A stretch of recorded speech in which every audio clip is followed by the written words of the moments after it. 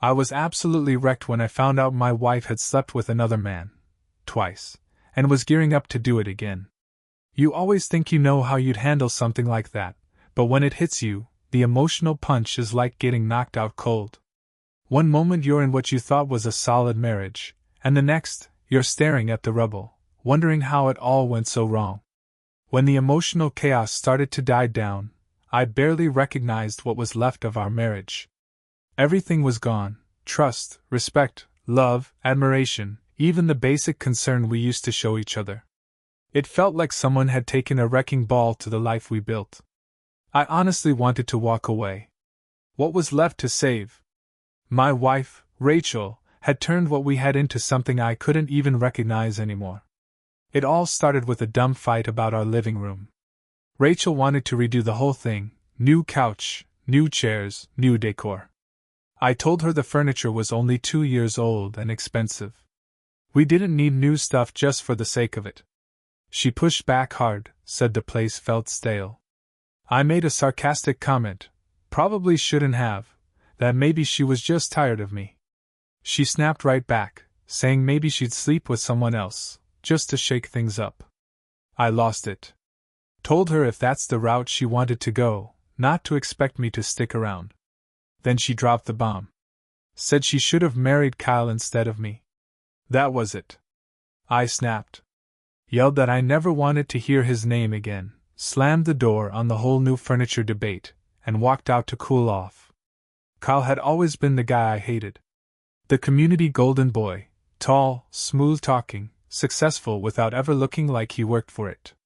He had a thing for Rachel back in the day, and during a rough patch early in our relationship, they almost got together.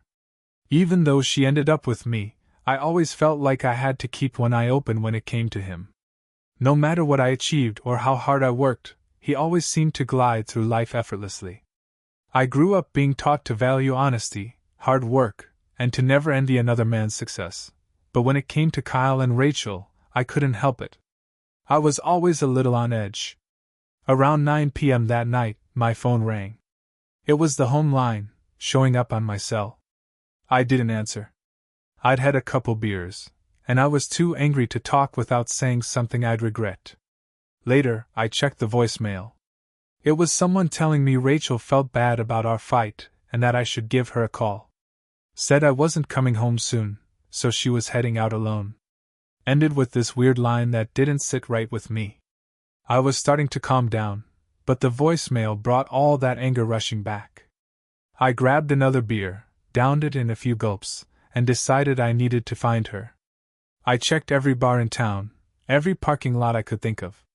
No sign of her car. Something told me she might be at Patty's place, her best friend. Sure enough, Rachel's car was parked right out front. Dave, Patty's husband, opened the door and told me the girls had gone out, hitting a few bars. When I asked where Patty's car was, he mentioned they were probably at a bachelor party for one of Patty's coworkers. I drove to the guy's place and boom, there was Patty's car in the lot. I thought about confronting Rachel right then and there but decided to sit in my car and sober up first. Just before 11, I saw them leave in Patty's car. I followed, careful, keeping my distance. They stopped at a dive bar downtown. I stayed in the parking lot, waiting.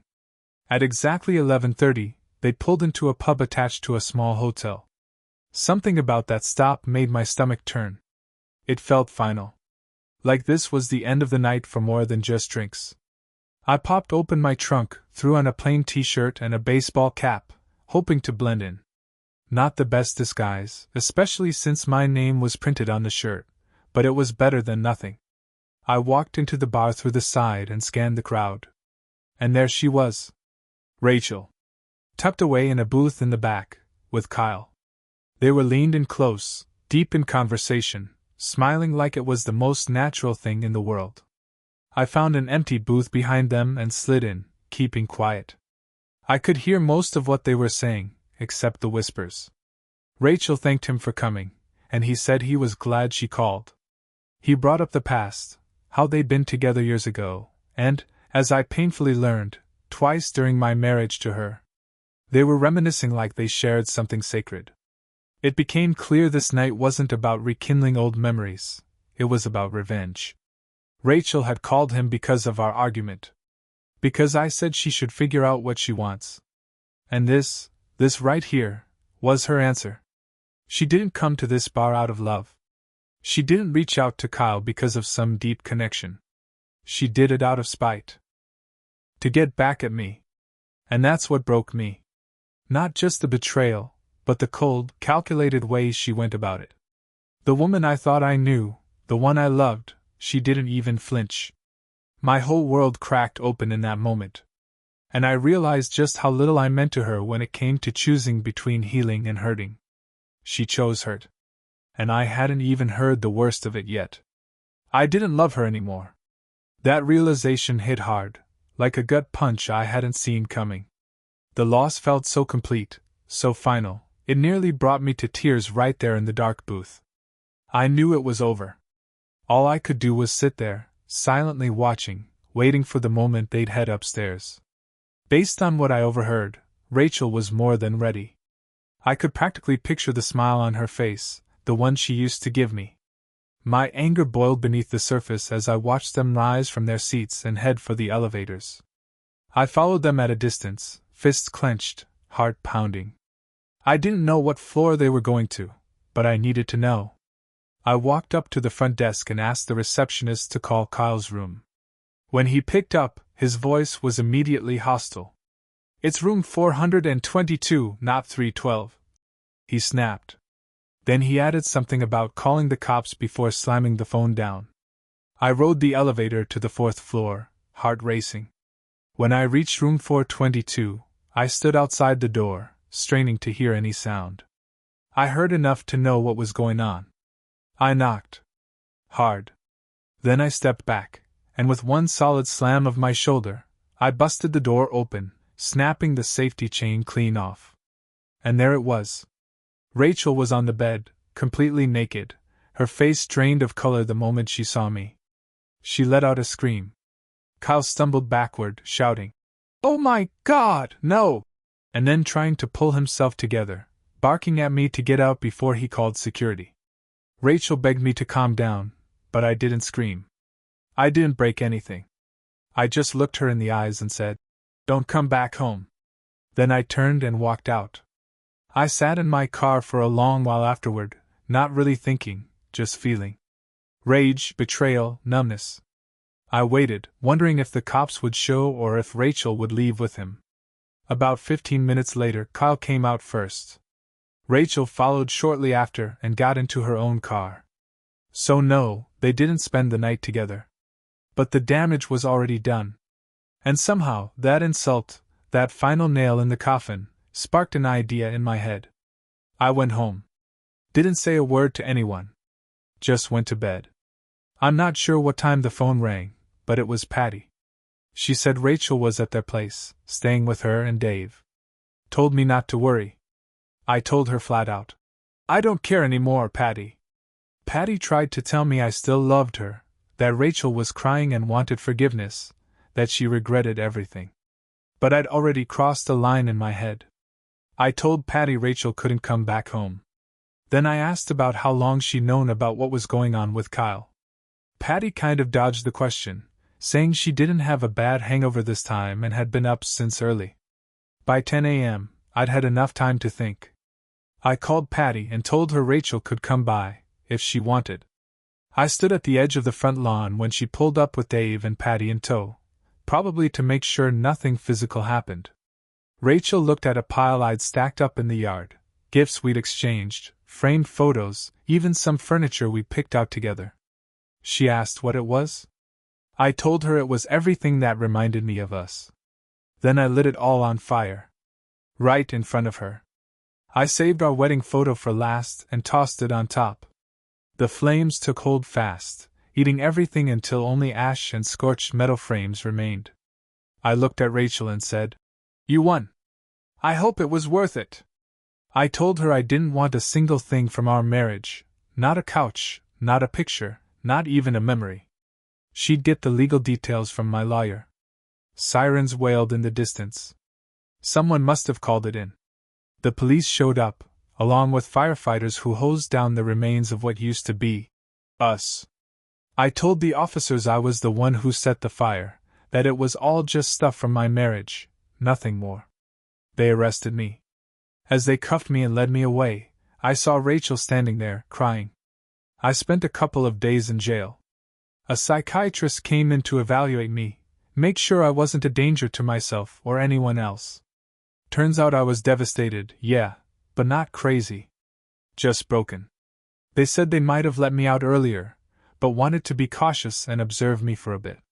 When they did release me, I paid the bail and picked up my car from the lot where I'd stashed the few things I still wanted, some clothes, personal keepsakes, nothing that reminded me of her. Then came the trial. I pleaded guilty. Took full responsibility.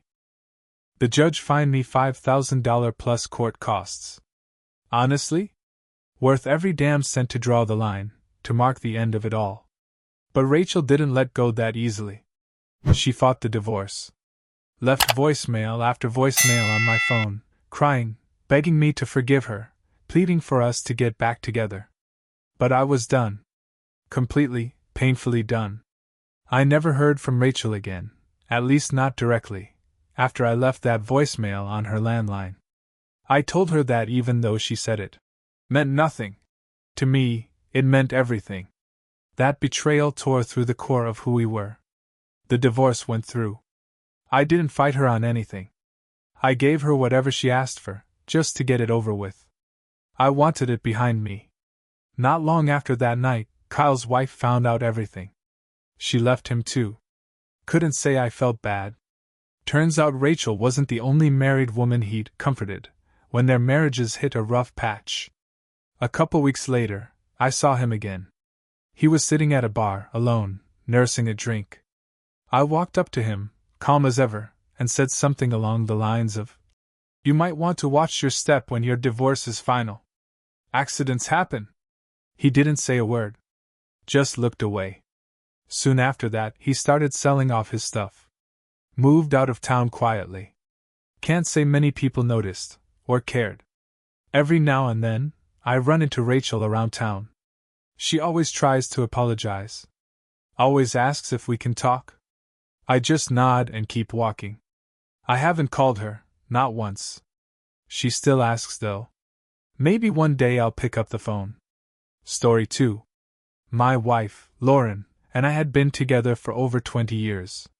We met as freshmen in high school sweethearts, the whole deal. We hit all the milestones together, first kiss, first everything. We went to prom as a couple. Even got into the same college. After graduation, we got married and never looked back. Building a family was always part of the dream. Once we landed solid jobs, we went for it. Fast forward 11 years, 2 kids, a house of our own, and a solid path toward early retirement so we could actually live life, not just work it away. Everything felt like it was falling into place. Until it wasn't. Lauren's sister, her best friend and basically her second soul, was diagnosed with lung cancer. It hit all of us hard, but it shattered Lauren. The two of them were inseparable: shopping, secrets, midnight calls, inside jokes I could never crack. And when her sister passed, it left a hole in Lauren nothing could fill. I did what I could. I held her through the long nights, stood beside her at the funeral, helped with the estate stuff. Grief is ugly, and I saw it swallow her whole. About 6 months later, she started coming back to herself, kind of. She started reading through her sister's old journals and notebooks, looking for answers, for closure. What hit her hardest wasn't the loss itself, but the sense that her sister had died before she really got to live. Dreams left unfulfilled, plans cut short. That realization flipped a switch in Lauren. She wanted to do everything. Travel. Skydive. Bungee jump. Rock climb. Chase sunsets and drink weird cocktails on mountaintops. And I was all for it. I'd been working 60-hour weeks since college just so we could one day do exactly that. In the weeks that followed, she dove headfirst into this new, live life to the fullest philosophy. She took pottery classes, started climbing at a local gym, even signed up for a bungee jump with our son. It was good to see her smile again. But one night, something felt off. She came home from the climbing gym, and there was a weird energy about her, restless, distracted. After dinner, when the kids were in their rooms, she poured us some wine and pulled me out onto the patio. We talked. Watched the stars. It almost felt like old times. Until it didn't.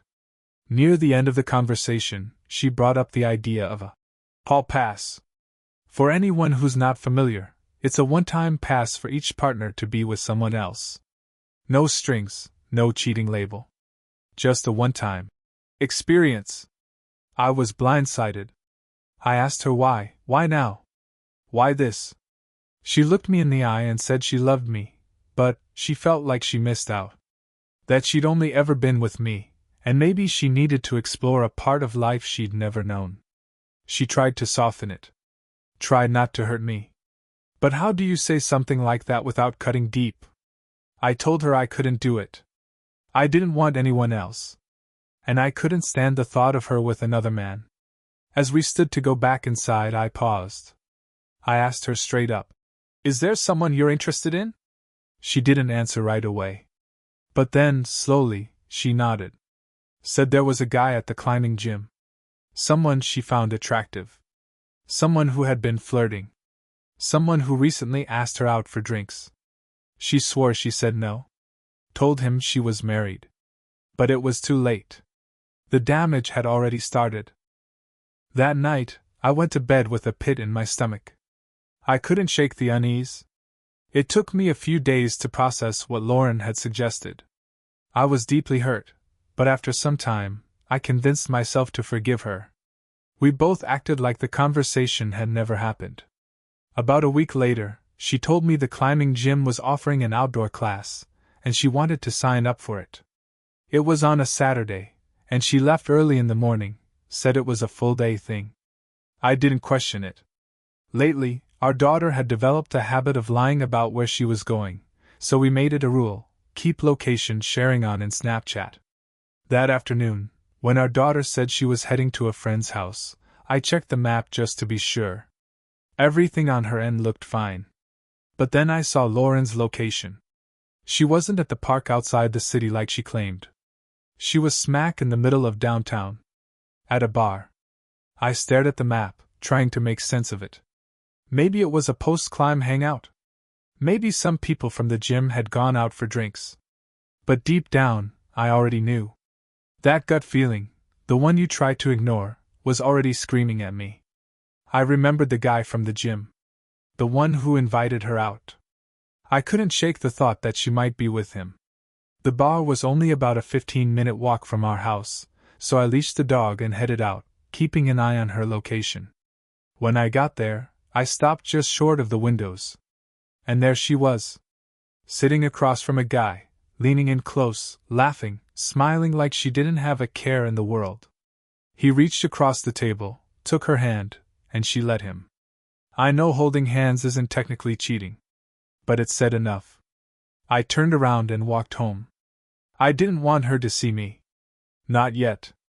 When she got home, she went straight to the shower without saying a word to me. I tried to talk, but she brushed me off, said she was sweaty from climbing. That was all I needed to hear. It confirmed everything I already suspected. Her gym bag was near the bed, and inside it was her phone. I didn't hesitate. I pulled it out and started looking. There it was, messages to an unsaved number. The chat started about a week before the whole hall pass conversation. I scrolled through the thread, looking for anything that spelled it out. Photos. Explicit messages. Plans to meet. Lies crafted just for me and his wife. That was it. The truth. I still didn't know his name, but a little digging through the gym's social media page solved that fast. He was tagged in pictures, smiling like a guy with nothing to lose. Married. With a newborn baby. I felt sick. 20 years. We'd been together for 2 damn decades, and she was willing to throw it all away for a guy she barely knew. The pain was unbearable. But more than anything, I was furious, at both of them. Near the end of their message thread, I saw it: plans for dinner. A restaurant. A time. A date. It was a week away. And that's when I made up my mind. I'd catch them red-handed.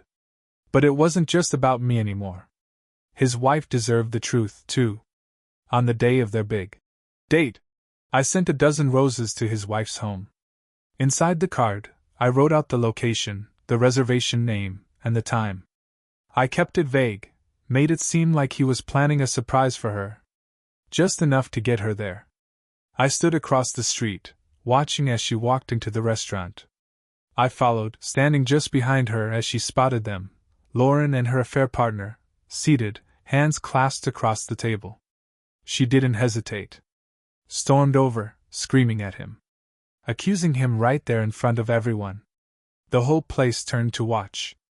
Lauren looked up, stunned. And then she saw me. Her eyes widened. She jumped up, blurting out, "It's not what it looks like." I didn't say a word at first. Just stared. Then I asked her to explain the messages I found. The photos. The plans. She had no defense. Just silence. I told her I was done. That we were over. That she could expect to hear from my lawyer soon. We spent the next 8 months locked in a brutal divorce battle. Both of us fought hard for custody. In the end, we agreed to joint custody. I kept the house. She got nothing, no spousal support, no alimony. As for her affair partner? His wife left him too. Took the baby and hit him with child support and spousal payments. A few weeks ago, our divorce was finalized. It's over. But here I am, still trying to figure out what comes next. I've only ever been with one woman my whole life. And she tore me apart. Now I'm stuck trying to figure out how to move forward. I thought she was the one. I really did. I was ready to marry her. But she cheated on me, with my cousin. It all started about 3 years ago. We met at a nightclub, and she was easily the most stunning woman in the room. I honestly didn't think I had a shot, but I shot my shot anyway, and to my surprise, she was into me. From that night on, we were together. About 1.5 years in, she moved into my apartment. I didn't think twice about it. I was head over heels. Then my cousin, Eric, moved back up from the south after landing a job in New York. I helped him find a place, got him an apartment in the same building as me, actually. I was excited. We'd always been close, played video games together, hung out online all the time. It felt good to have family close again. He wasn't subtle about thinking my girlfriend was attractive. But I brushed it off. He was family. I trusted him. From what I could see, they respected each other's space. I never once saw anything weird between them. A few months after Eric moved in, I was grabbing coffee with a friend when Eric walked in, holding hands with a woman. Turned out she was one of my girlfriend's coworkers. Funny thing is, we'd actually tried to set them up at a party a while back, but they didn't seem to click. They were keeping it low-key, not making anything official yet.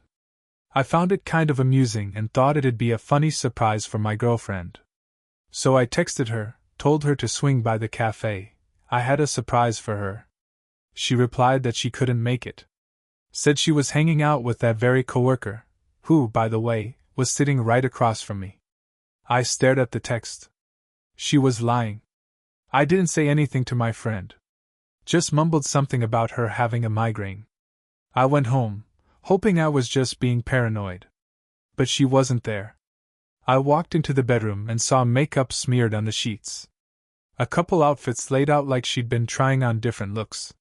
Something felt wrong. I couldn't shake the feeling. I needed someone to talk to. So I walked down the hall and knocked on Eric's door. Music was blasting, so it took a minute before he heard me. When he finally answered, he looked flustered. Said he had company and would swing by later. Again, I didn't think much of it. Not yet. Then, as I turned to leave, I noticed something, a shirt. Draped over the arm of his couch. It was the one I bought my girlfriend for her birthday last year. I froze. My gut dropped.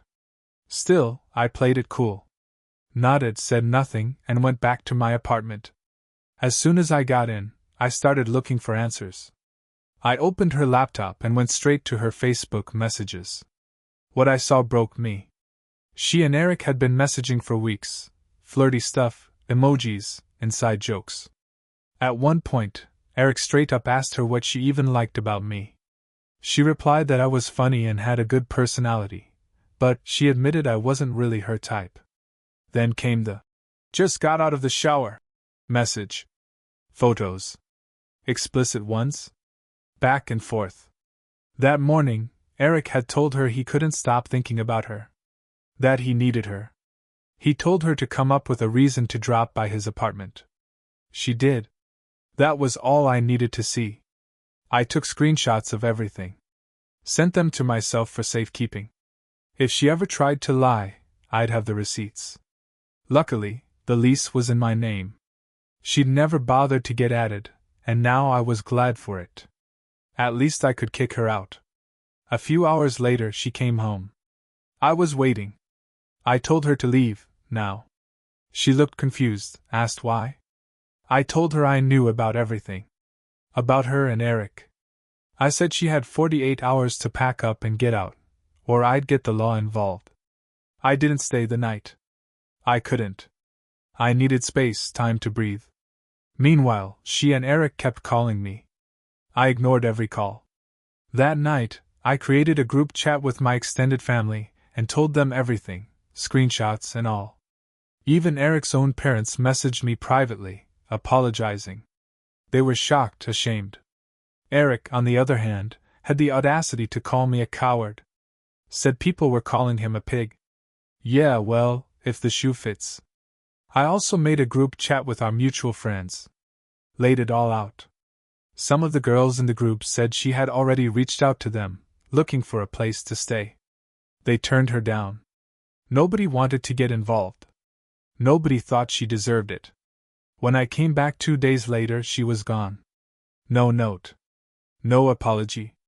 Just gone. And honestly, that was the best thing she could have done. I eventually found out she'd stayed with Eric after I kicked her out. But it didn't last. Their personalities clashed pretty quickly, and after just a week, he kicked her out too. After that, I have no idea where she ended up. What I do know is that all of it taught me a brutal but clear lesson: you really can't trust just anyone. Not even family. My name's Jason, and I was with my ex-girlfriend Bella for 5 years. We met at this unisex salon where she worked as a hairdresser. She was the type of woman who could light up a room without even trying, and from the start, we had an easy connection. I liked her, yeah, but I didn't expect it to grow into something so deep. After a few appointments and casual chats, I finally worked up the nerve to ask for her number. She smiled and said yes. From there, it was the usual story: dates, late-night conversations, shared playlists, inside jokes. Before I knew it, I was in love. Because of a rough breakup I'd gone through years earlier, I didn't want to rush anything. Bella understood that. We took our time, and over those 5 years, she never gave me a reason to question her loyalty. I genuinely thought she was different. Faithful. Steady. The kind of woman you build a life with. When I finally proposed, it felt right. About 2 months before the wedding, Bella dropped a surprise. I came home to find her smiling nervously and holding a pregnancy test. She was pregnant. It wasn't planned. We had agreed to wait at least 3 or 4 years after getting married to have kids. She had been through 2 miscarriages in the past, and I didn't want to put her through anything difficult. But despite the shock, I welcomed the news. It felt like a blessing, even if the timing wasn't ideal. What wasn't so easy was juggling wedding planning with prepping for a baby. Bella had always dreamed of this fairy tale wedding: grand venue, custom gown, designer, everything. She'd saved up for some of it, and she insisted we go all in. I, on the other hand, thought we should be more practical. We had a baby on the way. Shouldn't we be putting money toward a house, a nursery, essentials? But she said this was a once-in-a-lifetime event. That we'd have plenty of years ahead for practical stuff. I gave in. Because I loved her. Because I wanted her to have the day she dreamed of since she was a little girl. So we booked the fancy venue. She picked out the dress, the cake, handled the bridesmaids' costs. I emptied most of my savings to fill in the gaps. And despite my concerns, I was genuinely excited. I was marrying Bella, the woman I'd spent half a decade loving. Or so I thought. Turns out, I was so focused on our future that I didn't realize our present was already falling apart. Unbeknownst to me, as I helped organize her dream wedding, she was cheating. With someone close. I wouldn't have known if it hadn't been for him coming clean the night before the wedding. I got home early that evening, planning to rest up a bit before my bachelor party. That's when my best man called. Said he needed to talk, urgently. We agreed to meet at a nearby coffee shop. He looked off the second I walked in. Nervous. Apologetic. Said he hated to do this to me, especially the night before the big day, but he couldn't keep it to himself anymore. I braced myself. Thought maybe he was pulling out of the wedding, or that he had some emergency. I wasn't ready for what he said next. He told me he had a history with Bella. That he still loved her. That he couldn't stand by and watch her marry me. At first I laughed. I honestly thought it was some twisted prank. Looked around for hidden cameras or friends trying to punk me. But then he pulled out his phone and showed me a photo. A photo of him and Bella, intimate, clearly more than just friends. Then he showed me a text thread between them. Messages about sneaking into her hotel room that night, the night before our wedding. My stomach dropped. My brain went fuzzy. He kept talking, and every word felt like another punch to the chest. He admitted something else. He was the father of Bella's baby. They had planned to tell me it was mine, to avoid suspicion, to keep the wedding on track. Everything I thought I knew about my life, the woman I loved, the child I was preparing for, the future we were building, came crashing down in an instant. I sat there in that cafe, trying to hold it together, but tears filled my eyes. I couldn't even speak. All I could do was sit in the ruin of everything I believed was real. And he just watched me break. The woman I had loved for 5 years, the one I had built my future around, was pregnant with my best man's child. I was livid. If emotions could manifest physically, there would have been smoke pouring from my head. I sat there in that cafe, stunned, furious, and drowning in betrayal. Then I lost it. I threw the chair I'd been sitting on, the metal legs screeching across the floor as it hit the ground. I stormed out, fists clenched, trying to keep the rage from boiling over completely. But when he followed me out and had the nerve to grab my arm, I snapped. I turned and punched him right in the face. No words. Just pain. I got in my car and drove away, still shaking.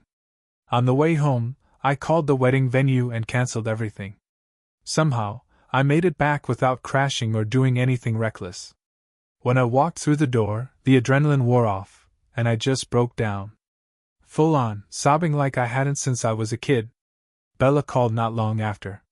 She was trying to confirm the venue details, but she could hear it in my voice. I didn't hold back. I told her I knew. All of it. That the wedding was off. Permanently. There was silence at first, like she was trying to understand what I meant, and then it clicked. She cried. Begged. Said it was a mistake, that we could still fix it. She kept calling me all night long, trying to reason with me, as if this was something we could just walk through.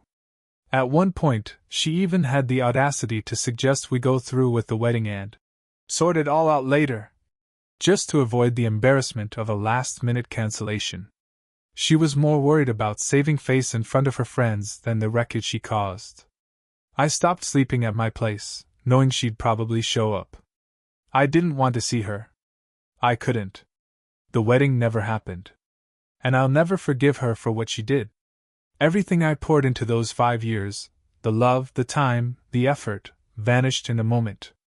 I found myself wishing there was legal recourse for Heartbreak. That I could drag her to court and make her pay for the years and pain she stole from me. We haven't seen each other since I called everything off. She never had the courage to face me again. I moved into the house I had secretly rented for us, The one that was supposed to be a wedding gift, a fresh start. I moved in alone. Healing hasn't been easy, but I'm getting there. Day by day. My former best man, ex-best man, I should say, tried to reach out a few times. Tried to explain himself. Apologize. But I didn't want to hear it. I told him plainly, we're done. We're not friends. You're not family to me anymore. We haven't spoken since. And we never will. Maybe that's childish. I don't care. As for Bella? She didn't keep the baby. She terminated the pregnancy. She said it was her way of getting back at him. They're not together anymore. It's over. And I've learned my lesson. I don't think I'll ever let myself fall that deeply in love again. Not like that. Sometimes, I wish I'd spent all that energy and money on myself, my goals, my future, instead of wasting it on someone who didn't deserve me. But you know what they say, where there's life, there's hope. And I'm still here. Still breathing. Still rebuilding.